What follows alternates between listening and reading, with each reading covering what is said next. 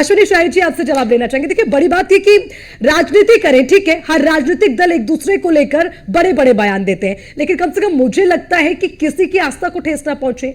ये क्या कल्चर हो गया राजनीति में? बार बार सनातन पर अटैक होता है, बार बार कहीं ना कहीं, कभी रंग के माध्यम से, तो कभी आप नारों के माध्यम से, कभी मठाधीश के माध्यम से, मतलब ऐसे बयान लगातार मैं देख रही हूं पिछले दिनों।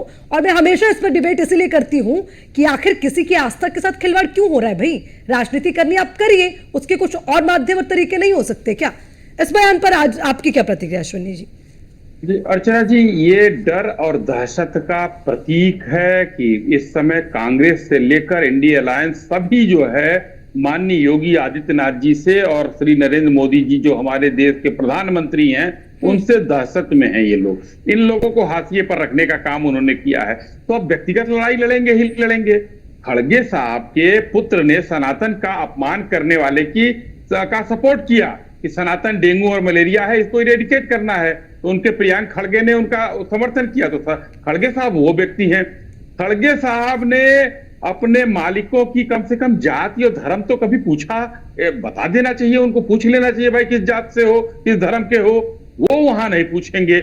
मगर नाथ संप्रदाय के जो पीठाधीश्वर हैं, जिसको नेपाल भी अपना प्रथम गुरु मानता है, आज कभी उन्होंने इस मुख्यमंत्री की कुर्सी को और उस नाथ संप्रदाय के गुरु की कुर्सी को एक दूसरे के आड़े आने नहीं दिया। वो अलग रखते हैं, इसको अलग रखते हैं। वो संत परंपरा से जुड़े हुए हैं। लेकिन खड़गे साहब को तो उनका अपमान करना था। तो अब वो सब चीजों बोल गए। कहीं हिंदुस्तान का संविधान लेकर घूमने वाले, भले ही कोरा कागज था, लेकिन उस संविधान के नाम पर जो नृत्य कर रहे थे देश भर में राहुल गांधी जी, कहीं उसमें लिखा है क्या कि भगवा पहनने वाला व्यक्ति जो है राजनीति नहीं कर सकता है? खड़गे साहब को समझाना नहीं चाहिए कि राजनीतिक व्यक्ति वो नहीं हो सकता है? क्यों नहीं हो सकता है? भारत के संविधान में हम लोगों को 6, 7, 8 में पढ़ाया जाता था पागल या दिवालिया ना हो, भारत का नागरिक होना चाहिए।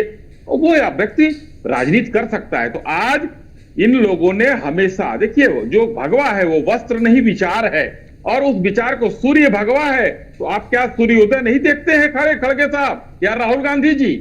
जो वस्त्र पहन के हमारे पीछे भगवा है, कमल का फूल में हम लोग भगवा का करेंगे। और इन्होंने कहा कि 82 के बाद इन्होंने हिंदू राजनीति की। क्यों ना करें? हिंदुओं को आप लोगों ने अछूत बना दिया था तुष्टीकरण की राजनीति करते करते।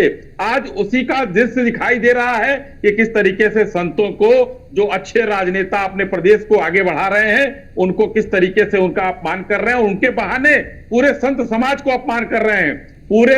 लेकिन यही लोग हैं जिन्होंने लाठियां चलवाई थी, क्या नाम है, हमारे शंकराचार्यों पर। शंकराचार्य भी बहुत बड़े हैं हमारे, ये लाठियां चलवा चुके हैं।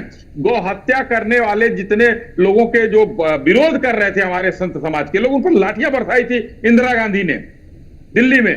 तो आप आज से नहीं, जवाहरलाल नेहरू जी को देखिए किस तरीके से जब सोमनाथ मंदिर का जीर्णोद्धार करने की बात डॉक्टर राजेंद्र प्रसाद जी ने की, तो उस समय उन्होंने कहा कि नहीं, ये नहीं हो सकता है, उन्होंने मना किया। तो सनातन का विरोध तो गांधी परिवार का है, क्योंकि गांधी परिवार सनातनी है नहीं।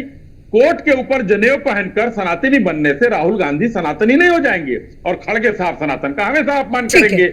राहुल गांधी जी टोपी लगाकर जो है जाते हैं, किस तरीके से वो उनका जो है मुसलमानों के उसमें जो है रोजा में अफ्तारी करने, वहां पर इन लोगों को नहीं लगता है कि भाई वहां पर हम उसका अपमान न करें, क्योंकि ये रोजा नहीं रहते हैं और उसके बाद भी अफ्तारी करने चले जाते हैं। ठीक है, मंजू जी इस पर जवाब लूंगी आपसे। समाज का अपमान किया है कांग्रेस ने, और कांग्रेस ने जब जब अपमान किया है तब तक कांग्रेस का विनाश हुआ है। और आने वाले दिनों में देखिएगा, बहुत बड़ी गद्दी है वो। ठीक है, नाथ संप्रदाय की गद्दी का अपमान करना खड़गे साहब अभी समझ नहीं पा रहे हैं।